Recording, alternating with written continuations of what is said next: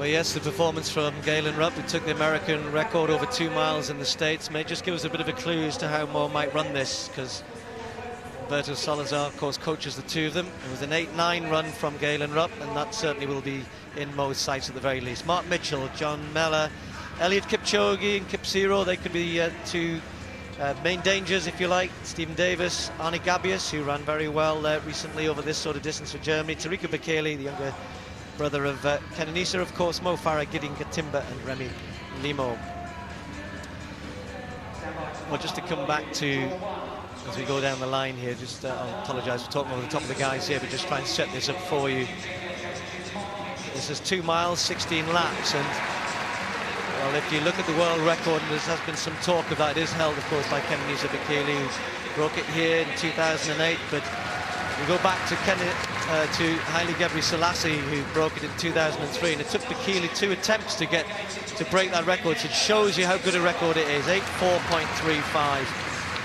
And I think for Mo, that's going to be a really tough ask here. He'll have a go, I'm sure. They've asked for a fast pace.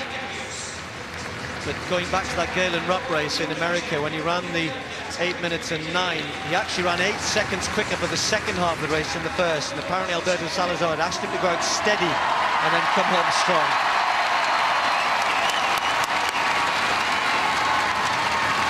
Huge draw for Mo Farah, and I suspect that going out at a pace which will enable him to finish strong might be something which Mo will be looking for here.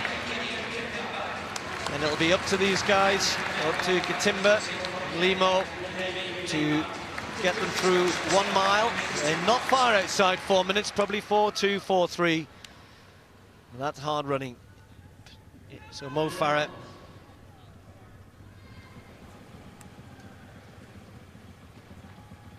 $16 ahead, and the crowd will play their part as he said they did for him in Glasgow. He's only had 1 race since then, which was actually a mile race in which he was, well, inadvertently tripped by his teammate James Brewer over in America. Got up and still ran around 3:57, which shows he's in pretty good shape. You fall down and still get up and run 3:57 for the mile. But this is going to be tough here today, because no one else is going to help him, I don't think. I don't think Kipchoge will want to help. I don't think Bekele will want to help. And if Mo wants to get a fast time here, he's going to have to hope that the pacemakers don't go silly and that they run at a good pace that he can work off.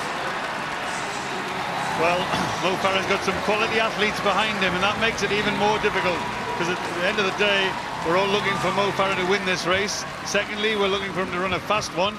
And thirdly, we'd like to see him break some kind of record. The European record set 39 years ago today and still held by Emil Puttermans of 8 minutes and 13.2 seconds. But I'm sure Mo is going to be able to blow that away today. He's capable of running more than 10 seconds faster than that. But he's got Kenenisa Bekele's brother for company right behind him. Then he's got Eliud Kipchoge, the former world champion, behind him. And then he's got Kipsiro, the Commonwealth 5 and 10,000 meter champion, behind him. So he's got some quality athletes there. He is leading the bunch, but he just needs to take a little bit closer order. The pacemakers went through there quickly. Mo Farah, first 400 meters, 58.9 seconds, and that's quick. Yes, and for those of you who know the difference between the metric and imperial, of course it was 16 laps plus about 18 meters. And that 18 meters becomes important, because we talk about Brent's just given a lap time there, so obviously that was 400 meters exactly. It wasn't actually to the finish line, so we'll be watching that. Lap times are important, but Brent, that idea of running about not far, sort of 30.5, something like that, is going to be important. And you don't want to have too many laps where you're slipping way outside of that sort of pace. But coming back to what I said at the beginning, these guys have got to just keep an eye on where Mo is and try and help him through here, because, as I said, I don't think he's going to get much help from behind. He's a scout now, Mo Farah, and whether you're Kipchoge and all of his great, you know, exploits in the past, they'll want to beat Mo Farah today, undoubtedly. That's absolutely right. And the thing is, he's sitting there on his own. When the pacemakers drop out, Mo will be in the lead. But the lap time there, the second 400 meters split, 1:59.7 for 800 meters, 60 seconds for Mo Farah for that particular lap. So he is running quickly. And remember, 2 miles, they're going to run close to 4 minutes for the first mile and try and run close to 4 minutes for the second mile. That puts the running, the quality of running here in perspective. We're now ignoring the pacemakers a little. It's Mo Farah really. He's the pacemaker, because that gap, all it's doing is guiding him along. It's not helping him along. And there they go through. 10 laps to go. Mo Farah, Bekele, Kipchoge and Kipsero, 3 quality athletes there for the ride. Just a quick word about in the green vest there, Johnny Mellor, who's running very well, has gone with this pace there. He's got the chance of going to the world indoors. He's got to run for 3,000 meters, 7:50, and they'll take the time at 3,000 meters. So he's got the chance here if he can hang on to the likes of Gabius. He's doing it very bravely there, because he had no option really but to go with this quick pace. So just watch out for that as well. That third 400 meters slipped a little, 62.5 for Mo Farah, and I think he realized that. He suddenly accelerated and has gone a little bit closer to the pacemakers. He hasn't gone with them, but he knows exactly what's happening. He's glancing up at the screen, he's getting the information that he needs. Katimba's doing a strong job. It's not his fault the athletes aren't following him, but the point is, when you get this kind of quality, you don't want to be sticking out there on your own and trying to set a pace for everyone else. So the first pacemaker drops out.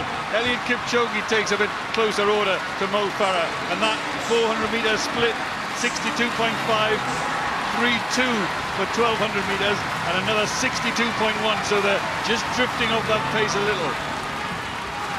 But I suspect that's what he probably thought would happen. I think 4.3, 4.4 would have been the target.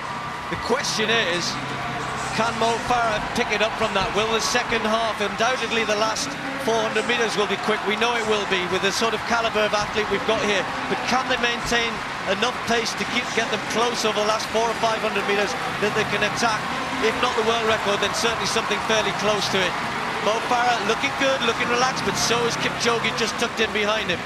Well, our statistician who's doing his sums and doing the spotting onto the track, he just told me that Mo Farah went through the first mile in 4 minutes and 5 seconds. That means he's got to run a sub-4-minute mile to break the world record. That would be a tall order, but the things we've seen from Mo recently, you know he could go close to that. So, when the pacemaker drops out, Limo's looking good and doing a good job. Farah will be left in the front, Bekele just looking up at the big screen. Kipchoge is still there. Kipsero is still there. Arne Gabius of Germany is still there. Young Johnny Mellor has been maybe paying for going with that early pace, but he really had no option. So the pacemaker steps aside. We've got 5 laps to go, and Mo Farah has to think about winning this race now. Maybe not think about the clock. Look at Kipchoge. He's already run very quick over 3,000 meters this year. He's been in very, very good form. And Farah's got to be aware. He's got to get his brain into gear here about how to win this. Maybe start to forget about the clock a little bit here. And hey, win the race, Mo. That's what you've got to do. If he wins this race, he'll have beaten some good athletes. He is the world champion at 5,000 meters. And now he's being challenged by the brother of the world record holder at 5,000 meters. And that is Bekele, Tariku Bekele. Now, I think it's time for Mo just to settle, just to think about winning the race. Mo's got a terrific sprint finish. The time will come. I think he's going to beat the European record on today's performance. I don't think they're going to get that world record, but the point is he's got to win this race. He's come into this race with a huge background of performance.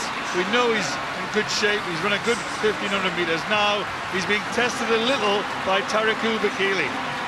Well, Bekele knows he doesn't have the pace of Farah, Kipchoge or even Kipsero, and that's why he's doing this. He just sensed that Farah was happy to just run at the front, and look at Mo just starting to rock a little bit here, but he's still close enough, and Bekele's really testing them here, putting his foot down, and there's just a little bit of daylight there, and if it gets any further, Mo Farah needs to be careful. Kipchoge doesn't know whether to go past him or not, just sensing that Mo Farah is just not closing that gap, so he moves into second place, and they've got less than 400 to go.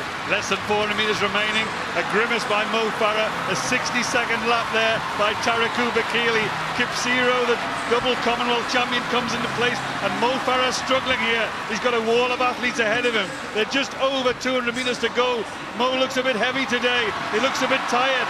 He's trying to run quick, and here he comes on the outside. Has he got the finish? Can he manage it from here? The bell sounds, 7:37, and here comes Mo Farah. The noise here is phenomenal. They're trying to cheer their man home, but he's got some work to do here. It was a big effort to move up, and Kipchoge responded. The former world champion, kicking hard and going away. Mo Farah with nothing left at this point. It's Eliud Kipchoge looking good at the moment. Farah's trying one last big effort, but it's not going to get him there. Kipchoge's going to win this. Farah's in second place. It'll be a new British record, a new European record for Mo Farah. But, and it's a big but, it is only February, but he won't like getting beat by Eliud Kipchoge, that's for sure. This is a man who we know over the years is right at the top of the world. He's been a former world champion. He's won plenty of medals at the Worlds and the Olympics. He's a great athlete, but he's the sort of athlete that Mo Farah these days would want to beat. And he'll be a bit disappointed, certainly not to have won in front of a home crowd. Nothing wrong with the time, really. That's still a good run. But as we were saying, Brent, during the race, sometimes you've got to think, let's just win this. I think I said earlier on in the season, keeping an unbeaten record is quite important. And there he goes, Eliud Kipchoge, the former world 5,000 metre champion, the reigning 5,000 metre world champion Mo Farah under pressure here. Bekele, the brother of the world record holder, he's struggling too. And Mo Farah's making a really desperate effort here. He's kicking, he's burrowing, he's digging deep. But Eliud Kipchoge is a class athlete. Kip Zero is a double Commonwealth champion. So let's face it, winning this race would have been good enough. But there goes Mo Farah, battling as ever, always gives 100%. 4:05.6 for the first mile, 4:02.5 for the second mile by Mo Farah. That suggests things are in good place, but I tell you, winning the race is important. And if he'd concentrated on winning the race, he may have been able to win it. But he was running for a time. Sometimes that's dangerous. But Mo Farah, as always, gives 100%. And I would say February, Olympic year, Mo, you're on good schedule. Don't worry about it. Well, the esteemed Brendan Foster saying you're on great schedule here in February for what's to come later in the year. How do you assess how it went there today, Mo? I was a bit disappointed with the race. Just felt a bit heavy, and I see myself on the front. Fell alright, but last K, just happened to work hard. But you showed what incredible guts you've got. You didn't give up to the last, you never do. You chase them down hard. Yeah, definitely, you can't give up and you've got to work hard, and thanks to the crowd and everybody supporting. Great reception I got. Oh, it was just one of the best ever. You're aware now, you are the crowd's favourite. Yeah, no, definitely. I just appreciate everyone's help, and I just got to keep working hard. Keep it going, all the best. Cheers, Phil. It was a tough field to beat, and you know, for him to come second, the way he came second, I think he shouldn't be at all disappointed. Let's put it this way though, no athlete enjoys second place when you feel like you can win. And we got confirmation there of that result. Eliud Kipchoge running 8:07.39 for a personal best. Mo Farah there with the national record, but I think he'll be a bit disappointed.